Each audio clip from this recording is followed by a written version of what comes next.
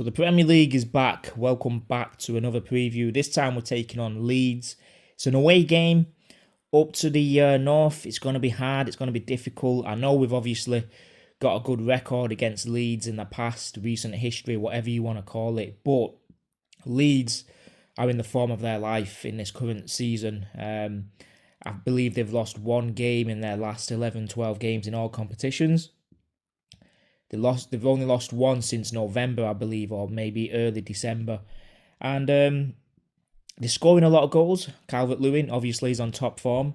And they're rarely losing. So it's going to be a full house. It's a massive stadium. And if they can get the fans on their side, it's going to be quite daunting. It's a 3 o'clock kickoff. It's got all the ingredients for it to be a massive, massive banana skin. If we don't win this game, we drop points against Leeds, whether that's a draw or a loss, then, it could start to become a bit of a disastrous season in terms of the Premier League. So we've got it all to lose on Saturday. It's, again, the biggest game of the season. Now, Leeds actually played on Monday. They had a Monday night game and they drew 1-1. Was it against Everton? You'll have to correct me if I'm wrong there about that, but they drew 1-1 anyway. So that's another result where they avoided defeat. They're about 5-6 points from the drop zone, from the relegation zone. So they're doing everything right at the minute. I mean, let's have a look. Yeah, they are 6 points ahead of West Ham, who are in 18th position. So Leeds, they get a few more victories. I mean, they're going to be safe, all depending on obviously West Ham and what they sort of do. But this is the team that played on Monday, starting from the back, Darlow in net, and then they have a back five, don't they? Which is the middle three are Bono, Rodon, Struijk, and then Justin and Bogle either side, Gruev, Ampadu in the middle, and then they've got Aronson, Statch, and Calvert-Lewin. It's not a bad team. It's not a bad team at all, and especially with the Calvert-Lewin striker they've got at the minute, who's on top form. He's scored a lot of goals. I think he scored like 5 goals in consecutive games a couple of weeks ago. Statch as well, he's growing in confidence. They've got a few on the bench as well that are growing in confidence. They're believing in the manager. Always playing with desire and heart. I mean, they was unlucky to lose a few of their games that they've lost as well, especially that one against City where they drew 3-2. They lost at the end. I think they came back 2-2, and a couple of more. I think it was Tottenham or another team where they conceded last-minute goals. So for me, Leeds, they're a top side. I hope they do stay up. I've got nothing against Leeds, nothing against their fans. They are a big club.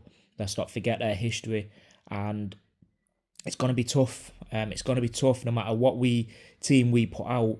If we don't play to win that game and take risks, it's going to be hard. And the longer it goes on, the more difficult we're only going to be making it for ourselves. So the head-to-head then, the most recent, which is the last 8 games that we've played against them. We've won the last 7 in a row. There's one League Cup game in there, and then we drew the last one in 2020. I think that was the end days of Unai Emery, November 2020, especially if Arteta took over in December. So yeah, it's one of those games where Unai Emery couldn't score, and he just wasn't getting any results for us. But since then, Arteta's won every game against them, starting in February all the way until last year when we beat them 5-0 at the Emirates at the start of the season. I think it was our first home game after Man United. Beat them 4-1, 1-0, 2-1, 4-1, 2-0 in the League Cup, and 4-2 as well. I mean, I don't think Leeds, if we go back, I don't think Leeds have beat us since like 2003, so it's been like over 20 years, and Leeds have got everything to play for. It's almost like a free hit for them, but then again, a point for them would be massive. So for me, I think Leeds are going to turn up. I think they are going to try and make it hard. They're going to try and have that solid back 4, back 5, 6, including the keeper, and try and play on the transition. They've got a target man in Calvert-Lewin, so they put crosses in. Obviously, if we start to be weak defensively, how we have been recently, then Calvert-Lewin will cause a few issues there for our centre-backs. I don't care who's playing, whether it's Gabriel or Saliba. Nobody's on top form at the minute. We conceded 2 against Kairat Almaty, 3 against Man United. That's 5 goals we've conceded in 2 games. It's not very good, the defensive work that we're putting in. But more importantly, I think the attack has got to work, but we'll get into that when we get into the team lineup in a moment. So in its recent history tells you anything, it's telling you that it's an easy win for Arsenal, but it doesn't always work like that. And the fact that it's an away game, especially the fact that we've not won our last 3 Premier League games as well, it's just got more counting on it, more on it. This game, the Carabao Cup second leg, and the Sunderland game, we win those 3, we could turn our season around again, just like that. Within a week, 7-8 days, it will be completely different, and all the losses and the draws will all be forgotten about. Now the lineup then, I think this is pretty straightforward, the majority of it anyway. Arteta's had his press conference out today as well, and he said Saliba and Timber are all right. So I think it was more of like a rest than them being injured, like he said during the week.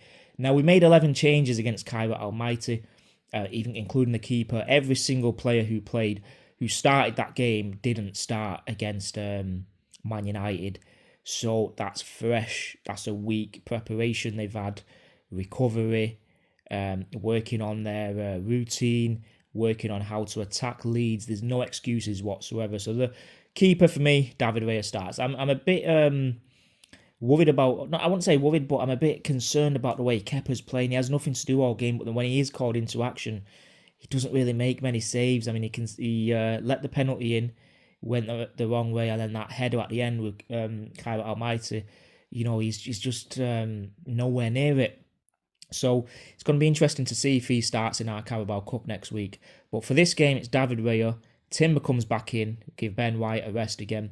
Saliba Gabriel comes back in, and so does Hincapié. But we could also put Calafiori to start that game. But just because he played 45 minutes during the week and he's had a bit of an injury layoff, I don't want to rush him back. I think he should start against Sunderland, definitely, and he could even get a start against Chelsea. But I would like to see him play in the second half. So this one I'm giving to Hincapié. Zubimendi comes back in. He needs a bit of a good fortune going his way, because at the minute I think he's low on confidence. He's making a few mistakes, but let's not forget the work he does going forward and that control that he provides. Top player.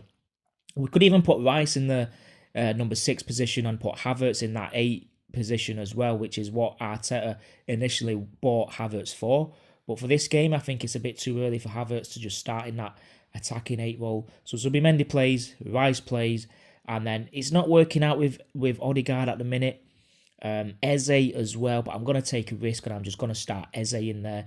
He's going to turn up in one of these games sooner or later. I think Odegaard, when he came on against Kairat Almaty, he slowed the game down in the second half, and we lost that attacking threat that Havertz carried. And let's not forget, he's been out for almost a year. Well, for the majority of the season. So I'm going to start Eze ahead of Odegaard. And it could be concerning, because if Eze starts taking his opportunities, it's going to be a difficult path back in for Odegaard. So Eze, Rice, Zubimendi. On the right, it's simple. Saka comes back in. Madueke, again, has gone off form.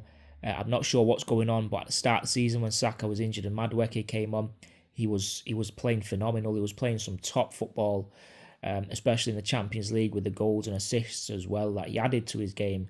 On the left, is it Trossard or is it Martinelli? I'm going to give Martinelli this game. I think Trossard's had a few games to prove himself, but he's not been able to. We could even put Eze on the left and start Odegaard in the middle, but I'm going to start Martinelli. He's got his 10th league goal, 10th goal in all competitions against Kairat Almaty, and he puts in a shift, and I think Leeds may come out a little bit here and there, and I think Martinelli, he's got something for this game. I believe he will score if he starts. Up top, Gyökeres starts for me. Havertz, again, I would like to see him start soon, but it's a game too early. He played 45 minutes. We can get you on for 20 minutes at the end, 25 minutes. But let's start Gyökeres. Again, he got his 10th goal of the season as well. So Gyökeres and Martinelli, both on 10 goals, who are our leading goal scorers. Gyökeres, I think he's scoring a few more goals, getting an assist as well. And I think he's got a massive, massive part to play in this second half of the season. I think he's adapted well. He's had about 4 or 5 months, and it's all or nothing now. You've got to go on this massive run now because Havertz is on your shoulder, Mikel Merino is on your shoulder, so is Gabriel Jesus. If you don't start hitting form now, you could easily be dropped, and it's going to be hard for you to get back into the team. So I'm backing you to score against Leeds. Prediction for me, I'm going to go for a 3-1 victory. I think we will get the job done. We're gonna know exactly how much this team really wants it. Come 3 o'clock against Leeds, I want to hit the ground running, and I don't want to hear any excuses. And that Saka needs a goal. They all need a goal, and I think this is the type of game we need where they all get in good form, and hopefully it's a stepping stone.